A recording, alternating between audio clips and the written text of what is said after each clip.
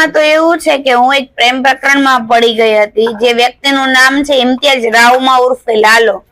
એની સાથે લાસ્ટ 3 મહિનાથી હું કોન્ટેક્ટમાં હતી અને એ બી હનન ચાવડા થ્રુ એને હું મળી હતી.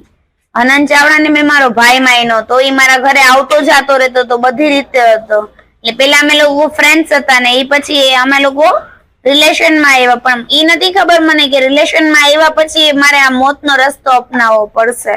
એ 18 તારીખની રાત્રે 12 વાગે ઈ એમ કે છે કે હું મુંબઈ હતો, પણ ખબર નથી ક્યાં હતો. 18 તારીખની રાત્રે એને મારી સાથે ફોનમાં એવી વાત કરી કે હવે ઈ કે તારી સાથે દુશ્મની કરી જ લેવી છે, ઈ કે હવે કાં તું નહીં કાં અમે નહીં, કે કેમ કે આ પેલા એને મારી ગાડી સાથે ભટકાડેલી છે ગાડી, અને હું મારા ઘરની અંદર એક જ છું. એને મૂકી દીધો એટલા માટે એનો ઈગો હર્ટ થયો છે કે તે મને મૂકો શું કામે, તું કેમ મને આવું બધું કરીને જાસ. અને એ હાલતા ને ચાલતા દારૂ પીવે છે, હાલતા ને ચાલતા ખરાબ નશાઓ કરે છે.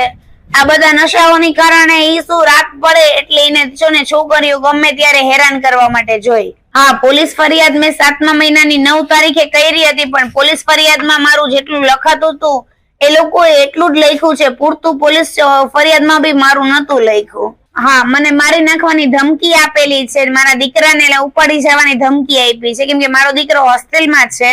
એ લોકોની બીકે જ મેં હોસ્ટેલમાં રાખ્યો છે અને અત્યારે એ રજા ઉપર રાજકોટ આવ્યો છે. હવે મારી એક જ માંગ છે, જેમ કે મોદી સાહેબ કહે છે બેટી બચાવો, તો હવે અત્યારે એક દીકરી અત્યારે દુખી છે, તો એક દીકરી માટે શું મોદી સાહેબ એક ન્યાય નહીં આપી શકે મને? કેમ કે આજે હું છું, કાલે કોઈક બીજી મરી જશે.